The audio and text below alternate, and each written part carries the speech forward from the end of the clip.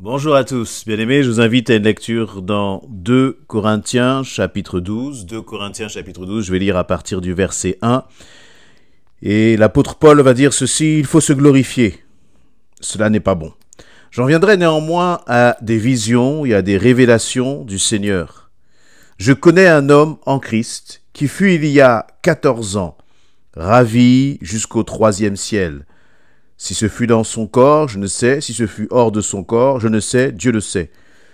Et je sais que cet homme, si ce fut dans son corps ou sans son corps, je ne sais. Dieu le sait, fut enlevé dans le paradis et qu'il entendit des paroles ineffables qu'il n'est pas permis à un homme d'exprimer. Je me glorifierais d'un tel homme, mais de moi-même je ne me glorifierais pas, sinon de mes infirmités. Si je voulais me glorifier, je ne serais pas un insensé, car je dirais la vérité, mais je m'en abstiens, afin que personne n'ait à mon sujet une opinion supérieure à ce qu'il voit en moi ou à ce qu'il entend de moi. Et pour que je ne sois pas enflé d'orgueil à cause de l'excellence de ces révélations, il m'a été mis une écharde dans la chair, un ange de Satan pour me souffleter et m'empêcher de m'enorgueillir. 3 fois, j'ai prié le Seigneur de l'éloigner de moi et il m'a dit « Ma grâce te suffit, car ma puissance s'accomplit dans la faiblesse. » Je me glorifierai donc bien plus volontiers de mes faiblesses, afin que la puissance de Christ repose sur moi. C'est pourquoi je me plais dans les faiblesses, dans les outrages, dans les calamités, dans les persécutions, dans les détresses, pour Christ. Car quand je suis faible, c'est alors que je suis fort. Amen. Dans ces quelques versets que je viens de lire, eh bien, l'apôtre Paul donne un peu comme, j'allais dire, son CV spirituel. Et il va dire eh bien, qu'il a vécu des choses extraordinaires, même jusqu'à être ravi par le Seigneur, en corps ou en esprit, ne sait pas trop, parce que c'était un moment particulier, presque indescriptible. Il a vécu là quelque chose de glorieux, de merveilleux. Il a vécu des visions, des révélations puissantes du Seigneur. Et bien sûr, nous connaissons le ministère de l'apôtre Paul, un ministère puissant. Il était l'auteur, l'homme que le Seigneur a utilisé pour écrire la plupart des épîtres dans le Nouveau Testament.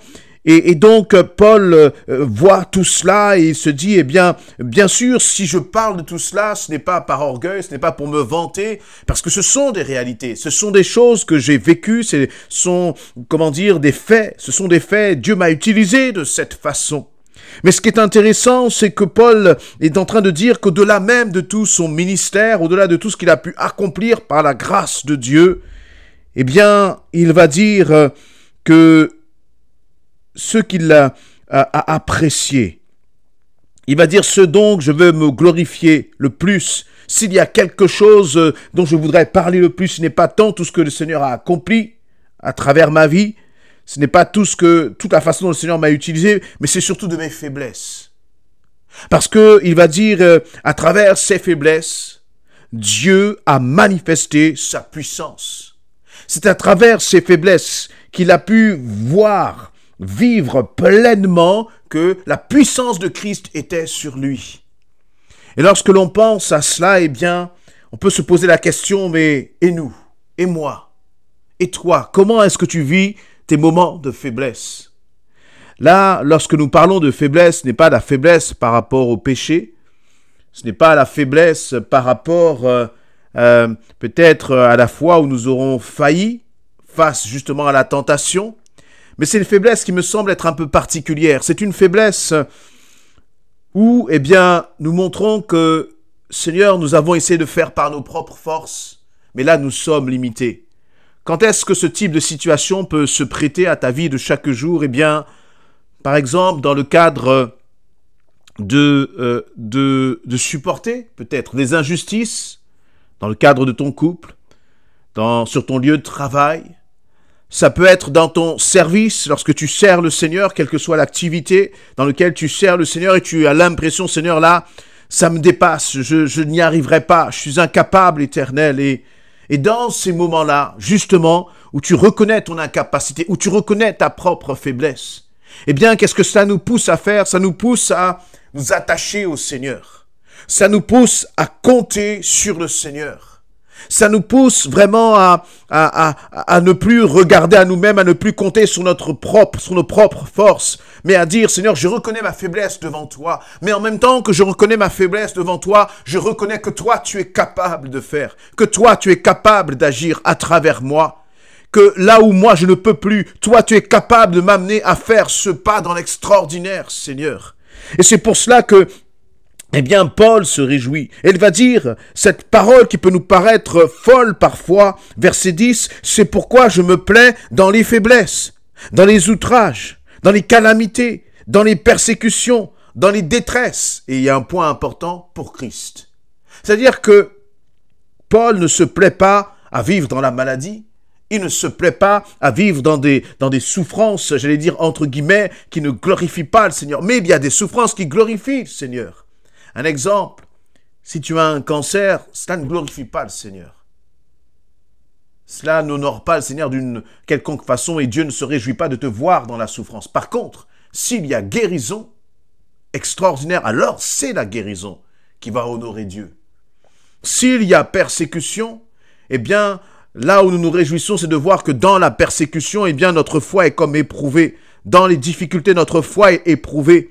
Et dans ces moments-là, eh bien, lorsque nous sommes prêts à tout abandonner, si nous tenons ferme, si nous persévérons, qu'est-ce que nous constatons? Eh bien, nous constatons que le Seigneur vient et tend sa main sur nos vies et nous relève. Et dans ces moments-là, eh bien, nous nous réjouissons de voir et de vivre l'extraordinaire de Dieu. Nous nous réjouissons de voir ce psaume 23 qui devient une réalité dans la vallée de l'ombre de la mort. Je ne crains aucun mal car tu es avec moi. Mais pour cela, il faut accepter parfois de passer par la vallée de l'ombre de la mort. Bien sûr, il ne faut pas s'y précipiter, il ne faut pas la provoquer, cette épreuve ou cette difficulté, mais lorsque l'épreuve est là, lorsque la difficulté est là, selon la façon dont tu vas justement, selon la façon dont tu vas expérimenter ta foi, selon la façon dont tu vas t'attendre au Seigneur, dont tu vas persévérer, eh bien, cette épreuve va se tourner en quelque chose d'extraordinaire. Où tu vas vivre, justement, comme le dit Paul, la puissance de Christ. La puissance de Christ. Et il va dire, dans mes faiblesses, la puissance de Christ repose sur moi. Et j'aime ce mot « reposer sur moi » parce qu'il y a cette dimension de paix dans l'adversité, de paix dans le combat, de paix dans les épreuves. Est-ce que, dans ce que tu es en train de traverser, tu vis la puissance de Christ ? Parce que le problème, c'est que si, nous ne voulons vivre la puissance de Christ quand tout va bien, il y aura comme un mélange, comme, une confusion dans notre esprit, parce que au final, nous ne saurons pas qui a agi. Est-ce que c'est moi qui ai agi? Parce que j'ai certaines capacités. Tu as certaines capacités, des capacités naturelles, des capacités humaines. Mais si nous voulons vivre la puissance de Christ, il va falloir accepter que parfois nous soyons dans une situation de faiblesse, dans une situation d'incapacité, dans une situation où nos faiblesses, où notre capacité humaine ne pourra nous emmener nulle part. Et donc dans ces moments-là, nous sommes poussés à compter sur Dieu. Peut-être que dans l'épreuve que tu es en train de traverser, ce que le Seigneur veut que tu fasses simplement, c'est que tu cesses de compter sur toi-même. Et que tu commences à expérimenter ce verset 10, ce verset 9, la puissance de Christ repose sur toi. Repos, le repos de Christ. Je crois que la puissance de Christ, elle nous donne du repos. La puissance de Christ n'est pas quelque chose qui est toujours, éclatant aux yeux des hommes. Mais la puissance de Christ s'est simplement manifestée que dans le moment de difficulté, dans le moment de persécution, dans le moment de détresse et de souffrance. Ton cœur reste en paix. Pourquoi ton cœur reste en paix? Parce que tu réalises que Christ est avec toi. Et là, vous voyez, ce qui devenait une situation de faiblesse devient une occasion de glorifier Dieu. De glorifier Dieu. Et ces situations-là, ces épreuves-là, dans nos vies, sont toujours les moments les plus marquants. On se souvient beaucoup plus d'un moment d'épreuve où on a compté sur le Seigneur et on a vu le Seigneur justement agir et nous sortir de cette situation. On se souvient beaucoup plus de cela que des moments simplement de joie, de bien-être. Mais quand il y a un combat et que l'on voit Dieu agir, ça marque nos vies.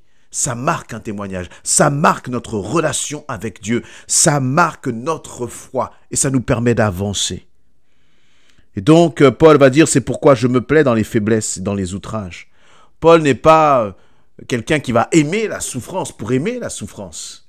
Mais lorsqu'il commence à faire un peu, j'allais dire, le bilan, lorsqu'il se souvient de toutes les étapes qu'il a passées avec le Seigneur, ce qui revient en tout premier dans son cœur, c'est tous les moments difficiles dans lesquels il a fait confiance au Seigneur et il a vu Dieu se manifester. Quelle grâce de voir Dieu se manifester dans nos vies à chacun. C'est pour ça qu'il va dire « Je me plais dans les faiblesses, dans les outrages, dans les calamités, dans les persécutions et dans les détresses, pour Christ. » Et je crois qu'aussi pour terminer cette dimension de traverser tout cela pour Christ, c'est une façon aussi d'éprouver notre amour pour lui. Comment est-ce que tu te comportes dans ces moments? Est-ce que tu penses à toi ou au contraire tes regards sont tournés vers Christ? Je sais que ces paroles peuvent être parfois difficiles à vivre, on peut dire c'est facile, mais je crois qu'au contraire, le Seigneur nous appelle à nous attacher à lui, quelles que soient les épreuves, pour Christ. Attache-toi au Seigneur, pas pour toi-même, mais pour Christ, parce que tu aimes Christ, parce que Christ est ce que tu as de plus précieux. Et c'est dans l'épreuve que c'est le moment de manifester cela. Et de dire, Seigneur, eh bien, parfois notre faiblesse, même nous culpabilisons. Nous regardons notre faiblesse et nous disons, mais comment est-ce que je peux être aussi faible? Comment je peux être aussi désespéré parfois? Mais je crois que dans ces moments-là, ne regarde pas avec un regard de culpabilité ou de condamnation dans ta faiblesse, mais dans ta faiblesse. Au contraire, eh bien, dis, Seigneur, c'est dans ma faiblesse que toi, tu me rends fort. Je compte sur toi quand je suis dans la faiblesse. Je compte sur toi quand je constate que je fais le point. Je dis, mais je ne peux pas m'appuyer sur moi-même, mais par contre, je peux m'appuyer sur toi, Seigneur. Je peux m'appuyer sur toi, Seigneur. Et cette parole deviendra une réalité pour ta vie. Elle ne deviendra pas simplement une parole écrite. Elle ne deviendra pas seulement le témoignage de Paul, mais ça deviendra aussi ton témoignage vécu de dire, dans ma faiblesse, c'est alors que je suis fort parce que j'apprends à m'appuyer sur l'Éternel. Quel que soit ton combat, tes épreuves, tes difficultés, et qui provoque chez toi ce sentiment d'incapacité, alors quand tu commences à sentir cette incapacité, c'est le moment de te tourner vers le Seigneur. Et de dire, Seigneur, oui, je ne suis pas capable, mais peu importe, parce que toi, tu es capable. Et parce que toi, tu es capable, lorsque je vais sortir de cette situation, c'est toi que je vais glorifier. Et non pas moi, non pas mon intelligence, non pas mes propres forces, non pas mes propres capacités. Parce que la réalité, c'est que mes capacités étaient réduites à néant dans cette situation, mais j'ai crié à l'Éternel. L'Éternel m'a secouru. Amen. Amen.